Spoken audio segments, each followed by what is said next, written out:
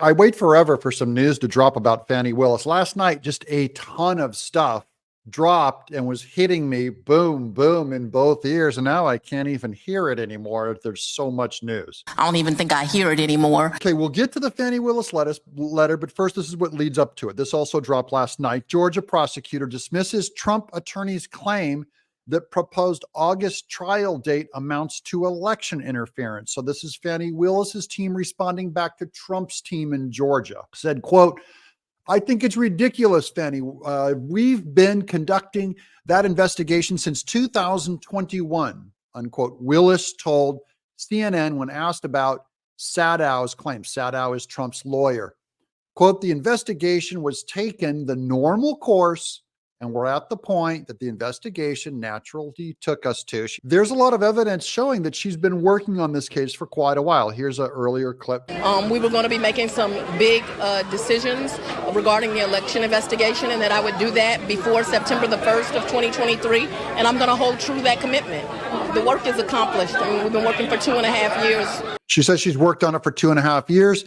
Then Simon Ateba drops this. Breaking: former Vice President Mike Pence has just been officially added to a witness list in the Georgia election interference trial against former President Donald Trump. This means he will officially testify against Trump. Pence has heard and seen probably more of Trump personally than any of the other witnesses, but of course he's milquetoast and probably won't give much away. Here he is on CNN.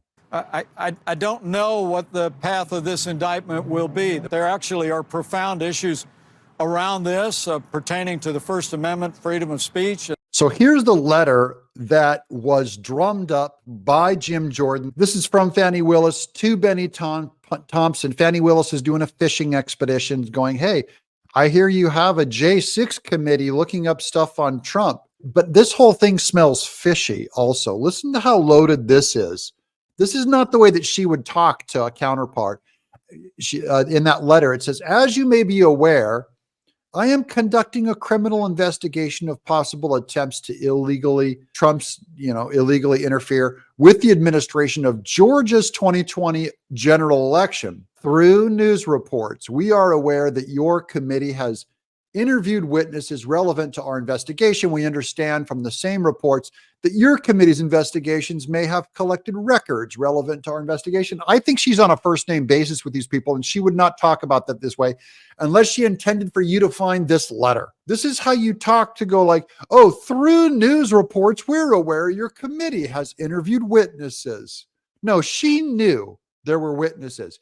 I think she talked to Jack Smith, and that's why I believe this is what triggered Jim Jordan and Loudermilk to investigate her. They're going to go looking for communication, all communications of hers regarding this. This letter was supposed to come out in discovery, and she hid it. It did not come out. Here's Republican Rep Barry Loudermilk. The coordination between Fulton County, Georgia, District Attorney Fani Willis, and Pelosi's January 6th Select Committee should be concerning to everyone. This new information raises questions about Willis's and Thompson's commitment to due process and whether House rules were violated when the Select Committee failed to properly disclose this material. We have serious concern about this behavior, and we are seeking the truth. Okay, so this is a fishing expedition. Good. I hope they find something. Here's the Atlantic Journal-Constitution. Jim Jordan sharpened scrutiny of Fulton DA's Trump probe.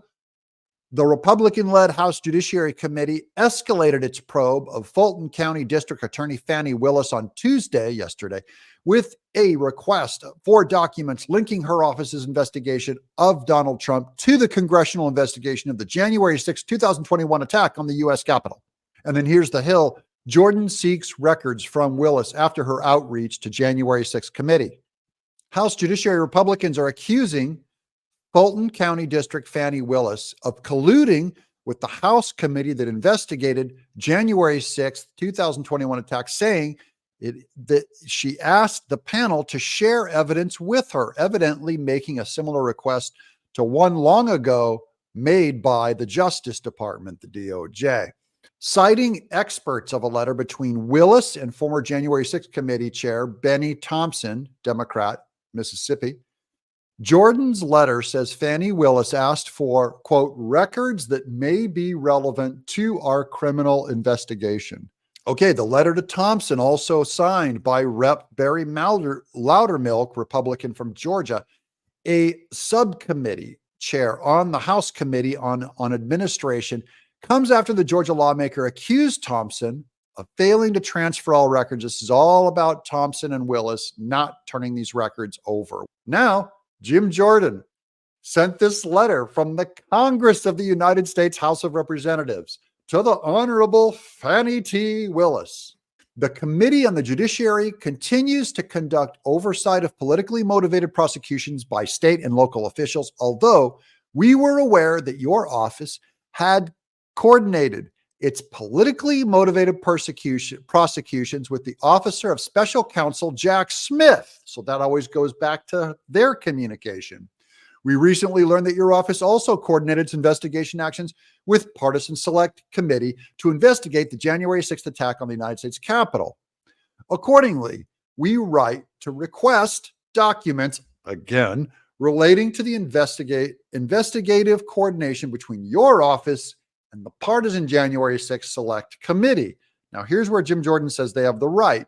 Article 1 of the Constitution grants Congress, quote, all legislative powers, unquote, and the Supreme Court has held that Congress may conduct inquiries into the administration of existing laws, studies of proposed laws, and surveys of defects in our social, economic, or political system for the purpose of enabling Congress to remedy them. Further, as we have previously articulated to you, Congress has the authority to consider and to investigate legislative reforms to insulate current and former presidents from state prosecutions. By Fani Willis. Pursuant to Rule 10 of the House of Representatives, the committee is authorized to conduct oversight of criminal justice matters to inform potential legislation.